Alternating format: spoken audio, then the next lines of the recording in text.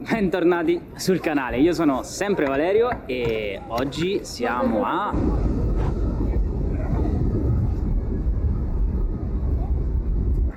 Colonia.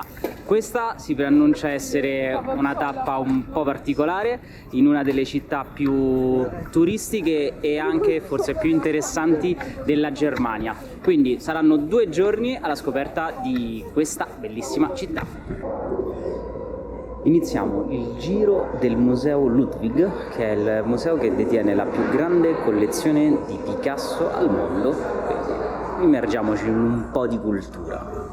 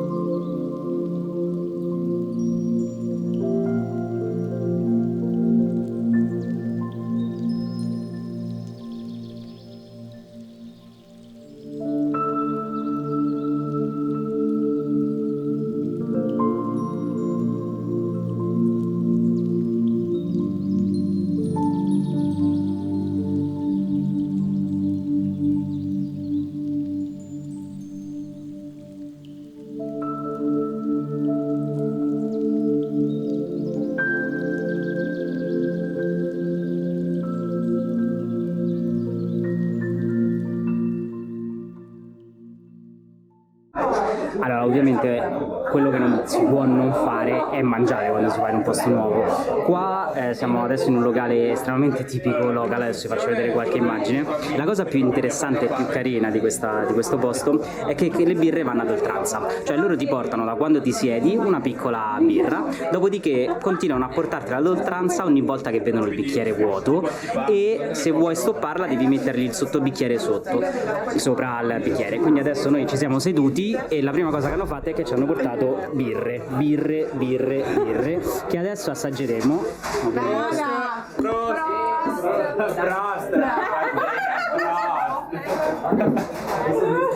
Spettacolo.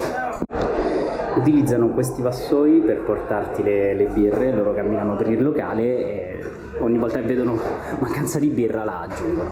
Adesso stiamo andando su nella sala principale, che è anche la più particolare.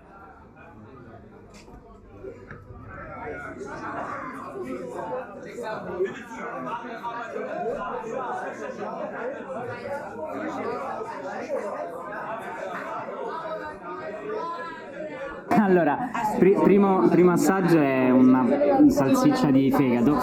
Beh, ho appena detto che sembra il patè dei cani, effettivamente un pochettino ci sta. Pane nero, cipolla, burro. Che è una cosina leggera proprio, guarda, proprio che sia leggera. Pronto, Edo? Pronti. Dai. No, per me si mangia. Sì, la mangia, dai. Mamma mia, guarda, secondo me la carne del micani c'ha un sapore, Allora, l'assaggiamo prima così, cioè senza niente. Ma che cos'è? Il profumo è buono, sa di prosciutto.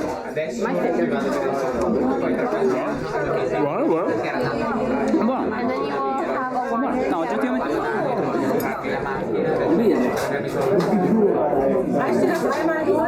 vediamo dove si.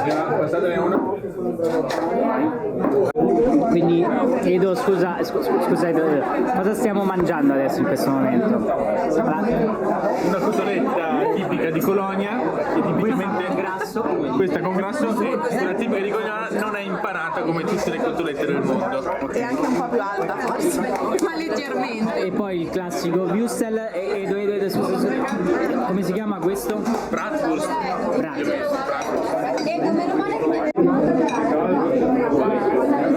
Ci vuole il ketchup? Buona. Buonissima. Non è impanata ma è fritta lo stesso. Vabbè, diciamo che non è la cosa più salutare del mondo. No, guarda com'è morbida. Per la mente è molto salutare. Ah, onesto. Anche la mente.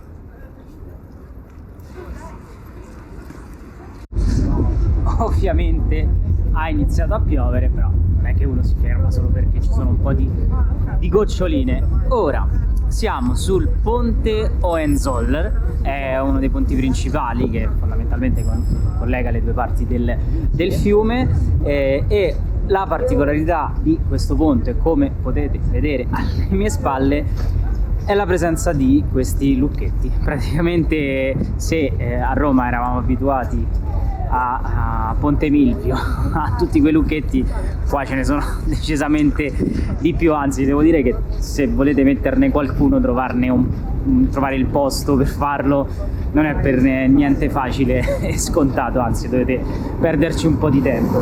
Comunque è tutto ancora molto bello, anche con la pioggia ha il suo fascino, d'altronde è una città tedesca, lo si sa, qua il clima non è quello che abbiamo noi in Italia, quindi va presa un po' così com'è. E non è per niente male, e anche il treno alle mie spalle ovviamente non poteva non mancare. Adesso siamo appena arrivati davanti alla cattedrale gotica, che è anche la cattedrale gotica più grande d'Europa. Intanto, se ti piacciono dei video come questi e vuoi avere qualche consiglio per viaggi un po' particolari o esperienze così anche di qualche giorno, ti invito a iscriverti al canale e magari intanto lascia un like a questo video, così mi aiuti a produrre dei contenuti come questi. Adesso vi racconterò un po' della cattedrale e entreremo dentro a dargli un'occhiata, che c'è sicuramente una chicchetta niente male.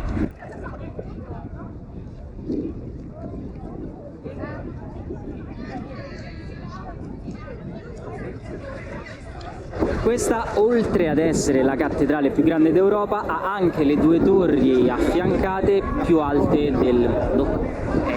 D'impatto è molto interessante, veramente da sotto fa un effetto molto particolare, consigliata assolutamente.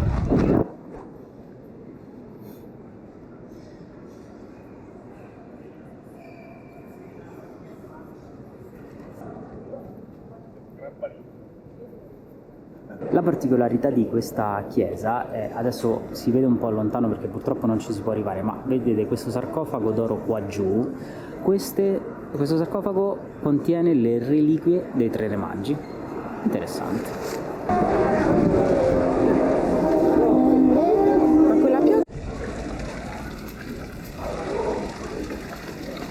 Come tutti i paesi del nord Europa, ovviamente i mercatini di Natale sono una delle attrazioni più interessanti. Noi li abbiamo beccati chiusi perché apriranno esattamente la settimana prossima, che è il 23 novembre. Ora non so dirvi se capitano sempre per il 23 novembre, però insomma, se volete visitare Colonia tenete conto anche di questo. Alle mie spalle vedete i lavori che stanno facendo per aprirli appunto la settimana prossima. E dopo aver passato la mattina gironzolare per la città, al pomeriggio potete concedervi una sosta niente male. Infatti qua a Colonia c'è il museo della cioccolata di Lindt e adesso ci andiamo a fare una bellissima esperienza di assaggio di cioccolata e capire un pochettino come funziona. Preparatevi che al museo del cioccolato c'è veramente un gran bordello, e appena arrivi, dopo aver comprato il biglietto, lo si può prendere anche online e costa 16 euro, vi danno pure il cioccolatino per iniziare la visita.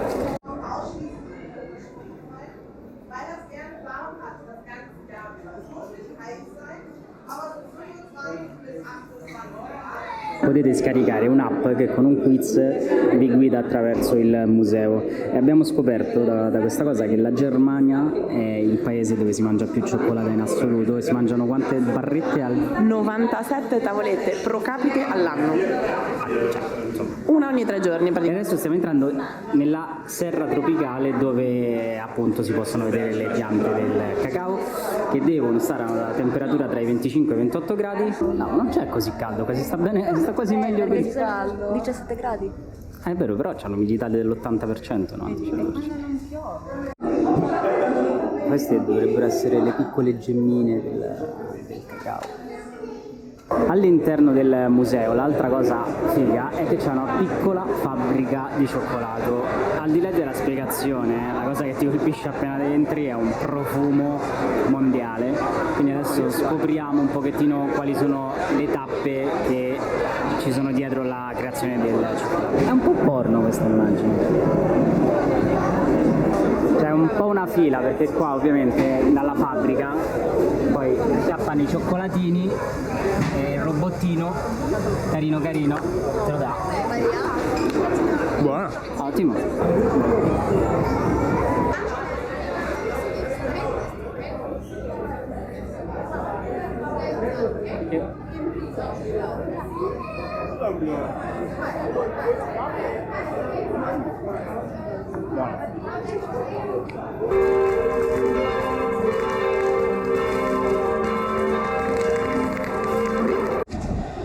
Ovviamente a Colonia è stata inventata l'acqua di Colonia e più precisamente l'ha inventato un italiano e il suo cognome appunto è Farina, e infatti adesso in questo posto ci sono due negozi, uno è un museo dove si può andare a fare una visita e vi spiegano un po' com'è nata questa acqua di Colonia, e poi c'è l'altro più in centro che invece è il negozio dove potete andare a comprare l'acqua di Colonia. Il nome, che è come vedete 1709, o quell'altro negozio è 1411, è dato dal fatto che i francesi numeravano appunto gli stabili quando avevano il controllo della città, e poi questo nome è rimasto e quindi adesso è il nome del posto. Comunque l'acqua di Colonia è stata inventata a Colonia da un italiano.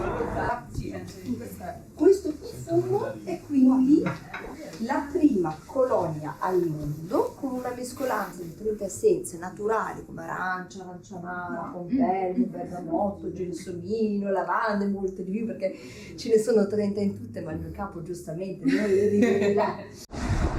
Ultima mattinata qua a Colonia, e cosa si può fare prima di ripartire? Andare alle terme, esattamente le Claudius Terme. Sono un pochettino fuori dalla città di Colonia, ma con un taxi in 20 minuti siete qui. Quindi adesso ci andiamo un pochettino a rilassare.